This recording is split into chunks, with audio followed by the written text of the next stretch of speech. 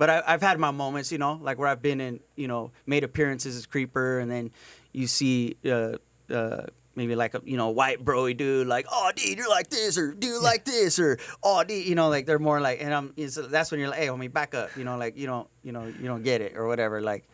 But yeah, man, for the most part, I think if they're doing it tastefully, it's all good, you know. If they're appreciating it, they grew up around Mexicans, they get it, or just whatever it is. But if they're like, you know, there's that like line. a frat boy from like Idaho State University dressing as Halloween, like, you know, and then his friend is Pancho with the you know, thing. That's a whole different thing. One's wearing a sombrero, and then one would just be like, hey, homie, like, hey, turn it down a little bit.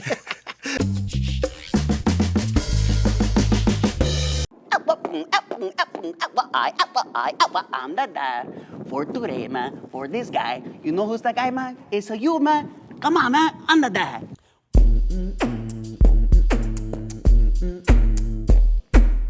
I'm the dad for today. For this guy, man. Frankie Quiñones, you're on Checkitow. Check it out. Will you be my dad for the day?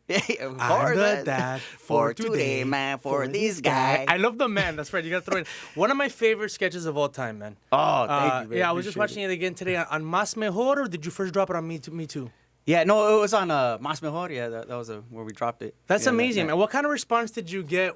You know, for his name is Creeper, right? That's for Cholofit, yeah, but Creeper. Wait, but okay, so the guy in I'm the Dad for Today is not. Oh, that's Pachanga. That's yeah. Pachanga. My bad. I'm already starting the episode. Already confusing these characters. But That's all. They both have mustaches. So man, you got great characters going on, man. There's the Creeper from Cholofit, which was another big hit for you, and then there's, you know, the guy from I'm the Dad for the. Now that segment was really good because there was like an underlying theme that was, you know, like a lot of people were gonna be like touchy, like the absence of dads in the hood. Right. You know, there's the interracial between the Mexican and the black guy.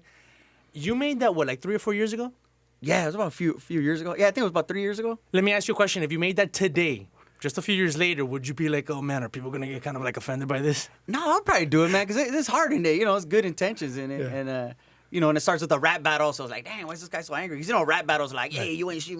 Wait, can we cuss on here? Cuss every once in a while, so I don't have to bleep it out too much. Oh, okay. Yeah. Oh, we don't have to go. Yeah. But you know, rap battles start usually like, you ain't this, you ain't that, you ain't. And it's always so aggressive. So we started it out like that, and I'm like, hey, man, like, what's the matter? Like, why are you like this? You know, and then I, you know, figure out he doesn't have a dad, and then, but you know, it's just like, you know, teach him the things for the life. But you know, it is a real issue. So I get it. I guess I can see why people would get. But well, that's what I think is so genius about it. Not only are you going after, like, I mean, true comedy rips like the seriousness out of like serious issues, right? It takes the serious issue, takes the seriousness out of it, and then you laugh at it. So some people, you know, have a hard time doing that these days. But I think that's the point of comedy: is you can laugh at things that sometimes are either negative or hurtful or weird or uncomfortable. Right. The way you handled it in that video, but it's also the way the song goes, because when you first hear the chorus, I'm the dad for today, man, for this guy, it's like, okay, that doesn't sound like a good, and then you realize that it has this like syncopation to it. I don't know how to explain it. It has this on paper it looks terrible. Yeah, but it has this perfect, imperfect rhythm to it, and that stays stuck in my head. Dude, I'm gonna have this stuck in my head for the rest of the day. Like, did you when you did that, was it something that you start finding out your friends, you know, what like whether they found it hilarious or not, but it got stuck in their head, and you find people like singing it accidentally became like a catchy thing, but man, so many people hit me up like, man, I can't get there. I'm that dad for today. It's just stuck in my head. Yeah, and it wasn't even stuck in my head. Those people that worked on it like, dang it, man, I can't get it out of my head. I get upset about it. But and then the other big character that you have is Creeper from Cholofit. Oh yeah. Tell me about how that came about. Man, that like it's funny because like the first video I did with Creeper was probably like at least like 8 years ago, but he was like not as dialed in or polished in as he was. But it's just based off my family, man. My dad was old school Cholo, you know. My Nino, my godfather, his best friend. He was like president of a lowrider car club, so I was always around Cholo culture. And then my cousins were like cholos, you know, like gangbanging and stuff. But it was cool to see a lot of them, like, you know, had kids that got their life together. So that inspiration, like my dad's a prime example. He always had Dickies, Chuck Taylors, always drove me to Little League in a lowrider, like da. But he was there, you know. But he was still rep the style and the Cholo culture, which is like, you know, a lot of times it's affiliated with gang life and violence and stuff like that. But now it's like, you know, you could still rep the Cholo style in a positive way, which is like, you know, now there's, you know, it's this whole subculture, you know, photography, art, you know, like even the style, you know, like I'm wearing my Cortez right now, you know, that's considered Cholo, you know, so it's like, but yeah, it just came from mostly my father, my family, my cousins, and then just like, you know, Creeper just like, you know, he's kind of like a loose cannon. He can go back, you know, you seen him get kicked out of bars and stuff online, like, so he's kind of like, hey, he can go back to his old ways, but he found his lane, man, which is staying positive, you know, and being a fitness instructor. Like, he genuinely wants to be, you know, spread positivity and get people in shape, you know, because it gets results and everything. I love how you get the, you know, because I'm from Miami originally. I remember when I first came to LA, they had the lean like the Cholo was out, and I was captivated. I've always been fascinated by Cholo culture, you know, kind of like as a counterpoint to some of the East Coast Latin, you know, subcultures which are not. You know, there's different. You don't have as many Mexicans, so it's a little bit more Caribbean, more Afro-Latino. But you come out here, and I love the lowrider culture. I love, you know, the stance and the way the elbows out, and like there's like it seems at first like this stiff rhythm, but it's mostly like popping and locking. I think that's where a lot of like the stances come from when it comes to. But like, tell me about that. Did you have to dissect the movements, the way, you know, Cholo stand, the way they have like the 1 foot this way, the perpendicular stance, and I mean, you know, those are all classic. You know, the Cholo stance is classic. The elbows up is classic. It just came from, you know, just how I grew up, and then, you know, and just my family and my cousins. Where'd you grow and everybody up? And I was born here in San Fernando. Okay. And then but we moved when I was little. We moved to Ventura County to Oxnard, and then Camarillo, and I lived in the Bay Area for a long time. Now I've been back in LA for almost 7 years now. Sweet. But yeah, all my family's out here. I got some in Northern California, but most of them are down here in the LA area. And in Oxnard, and, you know, there's a heavy Chicano presence, obviously. Oh, absolutely. But yeah, it's mostly them, man. It's a style, you know, that you represent, you know, and then you know, a lot, you know, it's cool to see like a lot of people embrace it and relate to it, and then people even outside that don't know. I was just in Times Square on Monday mornings when you say that. And it was a trip to see some people, like, but the Caribbean, they'll be young, but they go, Cholofit, hey, Cholofit. And I'm like, oh, Cholofit. They're like, you're forgetting the T or whatever, but all right, homie, like, you represent, you know? And what does your family think, especially, like, you know, the uncles, cousins, you know, the older friends that you learned the Cholo culture from? What do they think of Creeper and some of your characters? They love it, man, yeah. They my dad, my pops, you know, he digs it. They get a kick out of it, you know? It's like, you know, it's funny. It's funny. Were you always funny as a kid? Yeah, I was kind of always like class clown, you know, and my mom and dad were big stand-up fans, you know. They always had stand-up on in the house, and so I saw that get them through, like, you know, tough times, and it was inspiring for me to see them do that, because, you know, we started in a one-bedroom apartment, and then they always had, like, humor, music on, and da-da-da, and then and then they bought a house, and they da-da-da, and I would say a big part of that is just, like, them just trying to, you know, stay positive, and then, you know, and laughing, always laughing. You know, my mom was always laughing. My mom and dad, we always watching Living Color, Saturday Night, or Culture Clash back in the day, or, you know, Paul Rodriguez, George Carlin, Eddie Murphy, Richard Pryor. Like, they would let me watch that as a kid, even, you know. So I was just like, dang, this is dope. Now, myself, I was introduced to you through your sketch characters, but tell me a little bit about your stand-up. Yeah, man, that's how I started, is stand-up. So I'm coming up.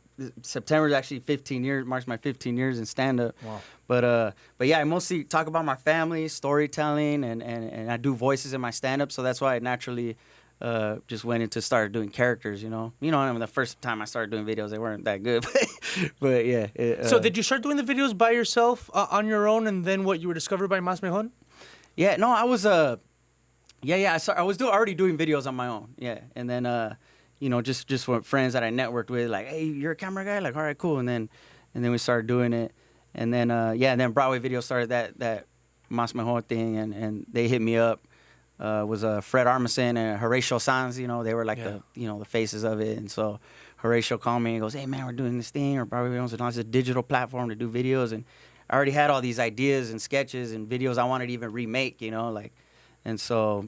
Yeah. So we just started putting out that content, and then, you know, a couple of them went viral, and then just kind of grew from there. Where are your characters and your sketches at now? Or is it still being featured on Mas Mejor exclusively, or no, not on Mas Mejor. Just on my social media, on my YouTube channel, Frankie Quiñones. You know, Creeper's Instagram, Cholofit Creeper. And then I got my Instagram, Frankie Quiñones, and, you know, now they put out that IGTV thing, so we've been putting more content on there. But we're still we're developing a show with the same company that started Mas Mejor. So we're developing a show where all the characters live in the same town. Wow. But they all have story arcs, so it's not your traditional sketch show. Right. It's more a narrative, you know. So each character has their own like basically mini movie going on. And this will be a digital series? Or you guys pitching it? No, we're getting ready to pitch it. Yeah. Okay. So hopefully we got some people interested. So hopefully you see it on your TV screen in 2020. Now, the past couple of years since the things went viral, have you gotten like, you know, you got your representation? Do you have everything that you need to get over that, you know, that hump to the top? Yeah. I got a good team, and you know, I've had representation for a few years now, and do you think the industry understands your characters, or I mean, are they? I guess they're starting to when they see. I mean, obviously your videos went viral, and a lot of people like them, not just Mexicans, not just Latinos. Yeah. But do you think that the industry understands the layers and you know the essence and the true comedy that comes with your very specific characters? Right. That, you know, that's a challenge as, you know, Latinos that we face, you know, going in the industry. It wasn't easy at first. Even with that company that, you know, we put out the Cholo with it was like, there's too much Cholo stuff out there and da-da-da. But I had to like just kind of like stick with it, like, no, but come on, like, but this is Creeper, this is different. He's like you know, he's the homie, man. Like, give him, you know, basically give him a shot, homie. And then it's like, all right, fine. And then it went viral, and then it's like, oh, okay, you know. So it's like once the numbers get involved, then they can't, you know. But I would say more and more as like the people see the layers in the characters. Like, there's a wider range of audience that could relate to it, because I'm a fan of all types of character, or even over the top ones and da-da-da. But for mine, I feel like you put the layers of the pain, and it helps the humor hit a little bit more. I like to keep them grounded as possible. I mean, even now to this day, people come to me like, "Oh man, I thought Creeper was a real person. You know, where's their mustache?" I mean, I'm like, "Oh, this is that's hilarious." But yeah, I kind of like to keep them grounded, and then kind of, you know, keep them as relatable as possible. But yeah, I think that'll always be a challenge to try to convince, you know, the industry, like, no, this will work. You know, like, da-da-da. Well, I mean, when they say there's too much Cholo stuff, what do they mean? I mean, there's a lot of Cholo, like, independent VOD movies, but I don't really see a lot of Cholo in, like, mainstream. Exactly. Those are exactly my thoughts. Unless they're the gangbanger in the one scene, yeah. Is there a hit sitcom Cholo series that I've been missing, or what? You know, but I think it's just, Have you seen how Cholo culture is taking off in Japan? Have you seen the Japanese Cholos? That is a trip, man, yeah. I've had some homies that go out there, and they're like, you know, my friend MC Pancho, who's like, he's popular on Instagram. He was just out there, and you know, he just you know, they just love his whole, like, he posts a lot of photos, old school photos of him growing up in the LA Harbor area, and you know, and they love it. They'll take him out there, boom, you know, he just kicks it, like they embrace it. I went out there to Tokyo one time, man. They got lowriders, tattoos with, you know, La Sad Girl on their arm, you know, and they're born and raised in Japan. Well, that's one of, look, you know, and I think that Cholo culture kind of gets a little stuck between a rock and a hard place, because I think that the rest of the country and even other Latinos, they see Mexican culture, right, from Mexico, right, and you have that imagery, that iconography, that sense of humor. The, you know, who's the famous guy? My God, I'm not even gonna cut this out. I'm just so stupid. Who's the famous guy? That's just the most famous. Who's the most famous Mexican? He's not even. I guess he's. You talking about George Lopez, or no? Not George. Mexican, not Mexican American. Mexican. Eugenio Derbez. Oh yeah, Eugenio. So they think that. And then yeah, there's the George Lopez has broken through, and I love his show on TV Land. You know, much better than I liked his you know, the sitcom that they first put him in, which I thought was very, like, just soft. It wasn't really him, because he's actually a more hard-edged guy than he came across, and he comes across that way in Lopez on TV Land, which is more like the single cam comedy, you know, following him around, edgy jokes and stuff like that. But I think that what people don't understand is that Cholo culture is just as American as it is Mexican. It's Chicano. It's, you know, very centered on the West Coast. Yeah, of course, there's Mexicans, Mexican Americans, and other Latinos that have gravitated to it on other parts of the country, but it's a very singular, very specific culture, but it's so rich with the art. I mean, like, you know, you talk about like the La Mujer Triste, what do you call it? How do you call it? Yeah. The sad woman, you mentioned. Oh yeah, you know, the Smile Now Cry Later, that logo. It's like a classic. And also the happy face and the sad face, Smile Now Cry Later. And the skull and the Pachuco like suit with the cigarette, like something. I mean, I love the street art, and you know Big Sleeps. Yeah. But he's a tattoo artist. He does like calligraphy. I mean, I don't know him personally, but yeah, I know. Well, I did a segment on him, and it's just his. I mean, you can call it graffiti because it started out that way, but it didn't actually start out that way. That's actually like old style, you know, jail calligraphy. That's also based on even older stuff that's brought in. It's not the bubbly, like East Coast New York graffiti letters with the bubbles and the sparkles and stuff. It's this, you know, it's calligraphy. It's like it's on the level of like Japanese and Chinese letters and the E's and like, runes and old Muslim. It's so rich. Do you think that because people just like assume, okay, Cholo, gangster, street, that they don't realize how rich the art, the music, and the culture is? Yeah, I mean, I can't, because to me, I've always been around, so I've seen, I would say, though, yeah, in the big picture, maybe to the masses, it's like they probably maybe missing that, maybe. But, you know, obviously here in L.A., I go to, art shows that have photography, art, all based around Cholo culture, and and they're all positive, and people from different neighborhoods coming together to celebrate this culture, and it's like, and there's a lot of people that have helped that happen, but yeah, I see what you mean. I know a lot of people, like, as soon as they think Cholo, they want to think, they want to make it lowbrow. And you know what's cool Right. about Big Sleeves is that he's being featured. I don't know if it's in the Getty or the National Museum of Art. It's starting to become fine art. Yes. It's finally starting to break through and be understood how rich and cultural it is. A friend of mine, Esteban Oriol, was a famous photographer. Same thing with him. His prints and his photos are being purchased and put in these fine art galleries and stuff like that. And it's so good to see, you know what I mean? Because there's so much beauty and that comes out of, what the experience is. Do you travel to Mexico?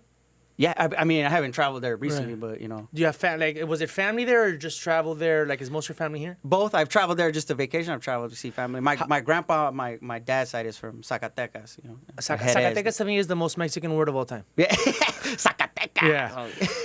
How do you think that Mexicans from Mexico react to Cholo culture? Man, you know what? I don't know, man. I can't really speak on that.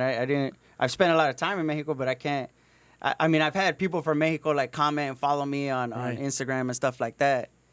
But yeah, I would say, I mean, I don't see. There is some. I would say there's some. There's definitely some gangsters that have the Cholo style down there. But I don't know about the whole.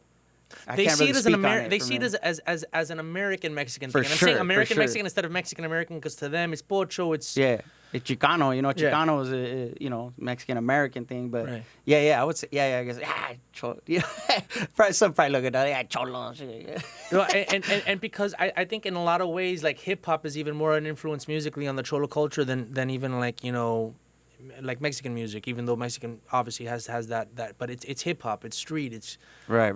That's why like what I was telling you before, like the Cholo stances and disposition to me is like the Chicano version of popping and locking. Yeah.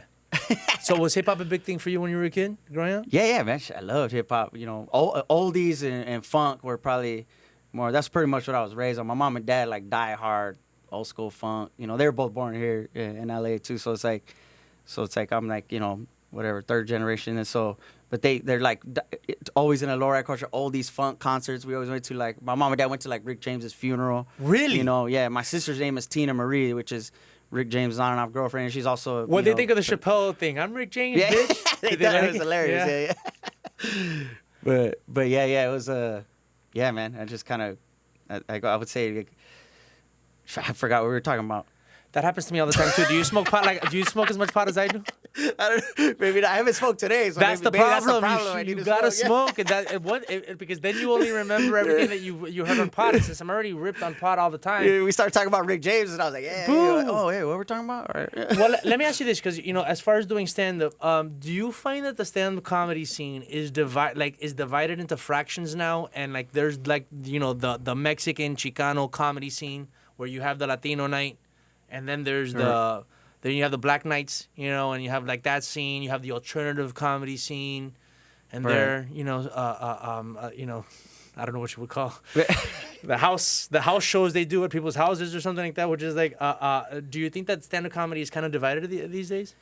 I don't look at it that way. Okay. Yeah, I think funny is funny, and and when I see everybody, I keep it cool with everybody, and unfortunately, there's. Sometimes it gets a little cliquey, or this person said this person about that person, but I try to just veer away from that because in the end we should all concentrate. Like there's a whole world that we're trying to make laugh out there, entertain, regardless of what genre you want to put us in or whatever. And funny is funny in the end. But yeah,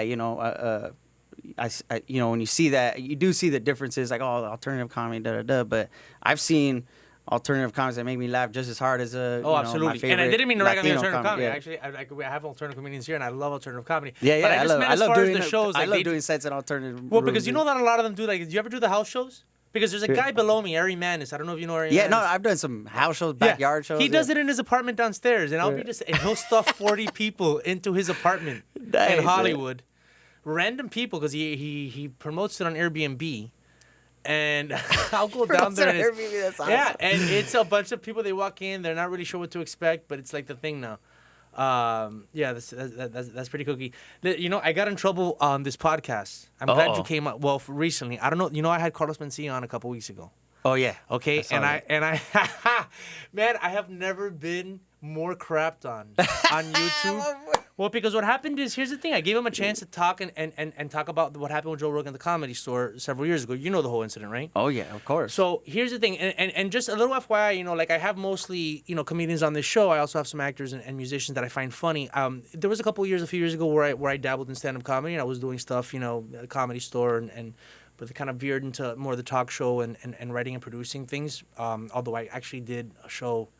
I did Martin and Hooter Moreno's show at Long Beach a couple months ago. It went well because everyone, you know who Martin and Hooter Moreno? I love Martin. It went well because there was a bunch of drug Mexicans from Long Beach, okay? Cholos and like the kind of white cholos that hang out with them, drunk as hell. So I had a fantastic show.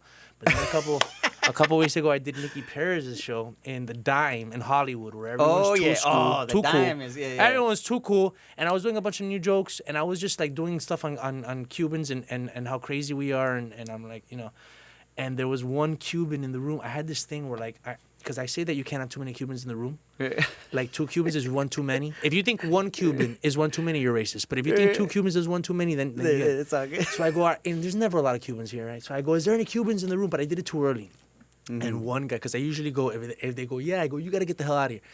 But the guy that rose his hand was like a Cuban Cholo, hardcore. Oh, so I was about to kick him out. I'm like, okay, 3 Cubans in the room is too much. But then it kind of threw me off in the rest of the thing. And then I saw some guy taping me, and I didn't want to throw off my set by like referencing and saying, dude, don't tape me. So I just let him go. But I just stared at him for like a second. Yeah. Horrible set. I'm like, oh man, I don't know if I want to get back into this. But the Dime's a tough room though. You know, he's like, you know, you're speaking over the bar and all that. Some people aren't there for the comedy. You know, that's when it gets tough. Right. Isn't there a name for like Cuban cholos? Isn't there like... it's chongas and chongos, but we don't really say chongo so much. It's more chonga, like it's like a hood goes a chonga, but you could say a chongo. But it's like the Cuban, Puerto Rican, Dominican. For me, it's more hip hop. For some of the new school Latinos in Miami, it's more the reggaeton. I've been having a little battle with reggaeton since it came out. I was one of those people that, because I'm a hip hop guy. I'm down with hip hop and West Coast hip hop, and I'm down with old school like Mexican American rappers. I'm down with Kid Frost and like that whole stuff. You know? And that's why I like Lean Like a Cholo. It was a hip hop song. It wasn't a reggaeton song. I like trap music, but reggaeton was like, no, guys, this talk about like syncopation. There's this offbeat. You know, stuff from Puerto Rico is not gonna last. Trust me, it's still here. Trust me. Yeah, now it's taking over, man. I'm eating my words. It happens. Yeah. Have you ever been to Miami? Oh, yeah. Yeah? Have you performed there? Yes. Is that a tough crowd? Nah, it was fun, man. Well, the people that came there coming to see, you know, they knew what I did. Yeah. They knew me already. But, I've gone to there to open for friends, you know, Craig Robinson. And then, so the crowd was there. I didn't do any, like, random rooms. It was the comedy club, you know, the improv and stuff. So, you know, those crowds are usually... Like they're paying there to see you, so they're rowdy. They're rowdy. Right. Yeah, Felipe they get rowdy though for sure. Yeah. They talk from the crowd a lot, right? Miami people like to chime in. Oh yeah. One time I did a set there, and I told this one guy, "Hey, listen, you either laugh or you don't. This isn't a duet. You're not part of my act, you know." And they're enjoying it, but they're talking. No, Hey, papa, they start talking. Hey, man, the show's still going. Just for Mike, I had like a moment like you. I forgot how we got into this. Carlos Mencia. Okay, so this is what happened with Carlos Mencia. So I had him on. I thought it was great to have him on because I love this show, you know, and I understand from a comedian's point of view the whole stealing jokes. I don't necessarily know that he stole all the jokes that people say, but I can see how some are pretty similar. Sometimes people arrive to a similar idea, you know, but with some but my thing wasn't for him to come here and say I didn't steal the jokes. Both me and him agree that he stole some jokes, but my thing was when you look at the video now. like Joe Rogan was in his face yelling. I don't think Joe Rogan of today would have done that the way he did it then. Like 10 minutes berating the guy on stage, screaming at him, screaming at the crowd, trying to get involved. And what people don't realize is that the guy that taped that interaction was Brian Redband, which was Joe Rogan's podcast producer at the time, and the guy that used to tape him. You're not supposed to tape inside the Comedy Store. And you're not supposed to release it for a comedian to tape an interaction and then release it. That's what got Joe Rogan banned from the Comedy Store. So people only remember the Carlos Mencia being the bad guy. They don't remember. And by the way, I'm doing this podcast because I'm one of Joe Rogan's biggest fans, right? I think his podcast is it's my favorite thing. Yeah. Not just my favorite podcast. I love the podcast also. Yeah. But I was looking at that and I wanted to have Carlos Mencia on and I talked to him about that and he was really honest about it. Man, he said he was that he lost a lot, that he was suicidal. He had crazy dark thoughts, and he's making a comeback. And dude, everybody loves a good comeback, you know. And so I just wanted to hear his side of the story. But I said in the podcast, I thought that if Joe Rogan saw that today, I think he'd realize he's being a jerk. He should probably, at this point, after all these years, maybe apologize to you for ruining your life. I get calling out a guy for stating a joke, but I think that if you look at it today, he really went overboard. And Carlos Mencia said they were friends before, and there was some background stuff that people don't get between them that might have, motivated Joe Rogan. We put that out. It went, semi-viral on both YouTube and Facebook, and all of Joe Rogan's fans are like saying the nerve of me that this host enabling Carlos Mencia and saying that Joe Rogan was a jerk, like that cringe and all this stuff. Lots of downvotes, but lots of views. So I don't know, man. Like whatchamacallit, for me, I just I think everybody deserves a second chance. You know what I'm saying? Right. Like I know this seems like this might be like muddy waters for you to step in, but I mean, do you have any thoughts on Carlos Mencia coming back or that moment or? I mean, he did come back. You know, and I know from what I hear, he's doing it right. Like he's writing his own jokes. Writing his own jokes, or he's paying writers to write jokes, or which is nothing wrong with that. But as long as you're not stealing the jokes, but. I think, he admitted to stealing jokes, so it's like we all know that. There was a documentary called I Am Comic. I don't know if you ever checked that out. And he's just straight up like, I still jokes. Like, man, that was when he was like, no shame. And so I think that, that whether it was going to be Joe Rogan or somebody else or some other incident, like that road was going to come to an end eventually. Yeah. And so, and it happened through that, Comedy Store thing. And, I'm sure looking back on it, Carlos, I mean, I don't know, I can't, speak for the guy, but. I mean, I'm sure, like, when you said he went to a dark place and suicidal, and I've heard him talk about that, and I'm like, I can't imagine, but I'm sure it's helped him become like a, better, healthier comic because, he can't just, steal people's work like that. But it's like, I can see, maybe it's because I don't do stand-up comedy anymore that all my comedian friends are like, No, like he stole jokes. Like it's like is that like the unforgivable? Are you big on like, hey, look, I came up with this. Don't go near it. Like if I see that you're doing the same thing. It's like you said. Like we're all comics. We're all looking for the funny. Everything. We all live on planet Earth. A lot of us live here in LA. It's like you're gonna hear some similar things every now and then. But when Carlos would just when he admitted it and he was just going for it, and some of them were like word for word and. When they were posting that stuff, it's kind of just like, man, it was kind of like, it was just a bummer to see. Right. Because he's a great performer, he's hilarious, and it was just like, man, like, you didn't have to do that. Right. You didn't have to do that, bro. Right. But I think now, he sees it, and, Do you know him personally? No, I don't know him personally. You've never met him? Never met him. Okay. Yeah. No. Have you ever seen him perform? Have you seen him perform recently? I've seen him perform. Yes. Is he getting along with comics at this point, or is there still like a little space between him and the comics? There's definitely some space, but I think I think he's he's got his allies. He's got people that are like cool with him, and in the end, man, if he's selling tickets, he's selling tickets. Like so it's like. I know that he's, I've had family members that went to, recently go see him. They're, oh, man, he was funny. He went for like 3 hours. And I'm like, cool, I'm not going to hate on it and be like, oh, what he did? Like, hey, interesting. He's made a comeback. Because that moment, that moment on that podcast has gotten a lot, like, the Joe Rogan fans are the ones that are going after me because I'm like, oh, Joe Rogan. Yeah, I love Joe Rogan. I love his podcast. Yeah. He follows me and my Creeper account. I send him love for that. He goes, hey, I like what you do. I'm like, thank you, man. Hopefully you can go from this one to that podcast. But I realized that comedians weren't necessarily going in on it, but they were like, because I get it, and your point of view is very, very important to you. But at the same time, don't you think that there's sometimes that two comedians arrive at a similar idea independently? Oh, for sure. Yeah, I'm not saying that, but Not in the Carlos Mencia. I'm talking about. Have you witnessed other incidents where it's like two comedians they're like, no, I came up with this on my own. I didn't see you do this. yeah. I mean that happens all the time in comedy. You know, like or just it's like a similar topic or a similar thing. Or I've seen comics accuse somebody, hey, that's my joke. Da, da, da. Then you hear it, and then I'm like, oh, I don't know if that's exactly the same. But sometimes you could see like, okay, you probably just came up with something. But when it's like word for word, that's a whole nother. I think that's a whole nother thing. There's a way to I think there's a way to investigate it, but whatever. In the end, we can take your when you have like a really original voice and you're writing jokes that come from you, something deep inside, then you're the only one that can do those. So what are your family? Do you have family barbecues? All the time, man. I mean, does your family want you to do creeper for them, like the little cousins or something like that? They are the creepers. I mean, yeah. No, but they just they're cool, man. They don't need me to show up and do the thing for them. But we're always joking around anyway. We all grew up together, so it's like. Are there any like some hardcore of them are cholos, funnier than me? Are there any hardcore cholos that are maybe true gangsters that don't take to that portrayal?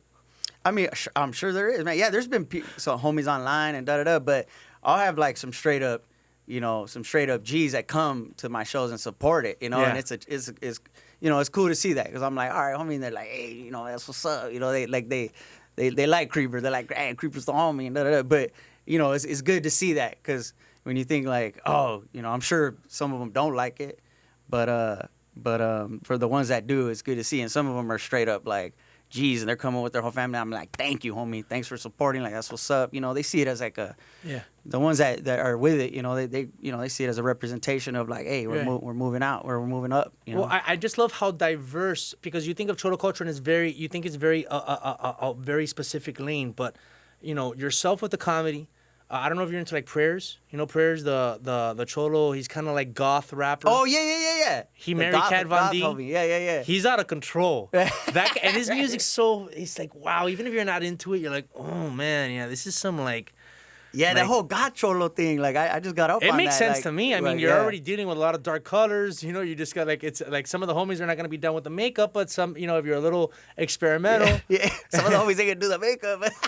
Yeah, that God Cholo thing, man. It's got it's crazy to see Cholo culture like branch out into now other subgenres. Like, but yeah, they have a lot of shows here in LA. The God Cholo thing, Well, like, what do you think about one on this, and then we'll get to where people can find you for your tour. What do you think about like cultural appropriation applied to Cholos? When you see a white, like we talked about the Japanese, but they seem so far away. Like I don't think they even understand the concept of cultural appropriation. They'll get there. It's first it has to leave like LA and New York and San Francisco and go over there. Right. What do you think when you see like a white person? Dressing like a Cholo. Yeah, I mean, it was like, because, a lot of people dress as Creeper for Halloween. Right. And these little white kids and da-da-da, they go with their elbows up.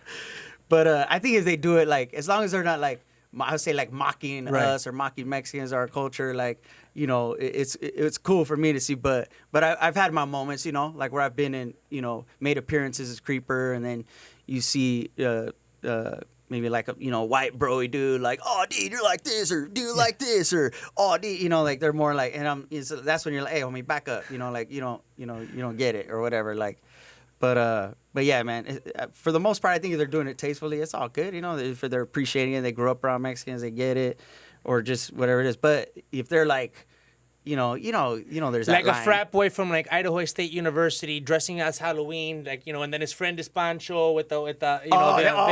That's a whole different thing. Boy's wearing a sombrero, and then one of them just creepy like, hey homie, like, hey, turn it down a little bit.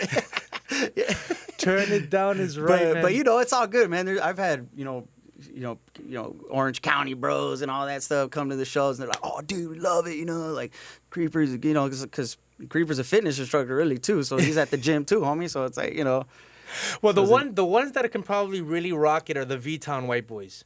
The Venice white boys. You know what I'm saying? The ones that grew up around the V13s and wear blue. There's Cholos out in Venice too, homie. Yeah. Well, but like white, like white Cholos like Jay Adams. Like those kind of like old school skateboarders from like the early 80s where it was like, crazy punk rocker / Ice-T gangster rap Cholo, like the one white guy in that group. Yep. You don't want to mess with that guy. Oh yeah, nah.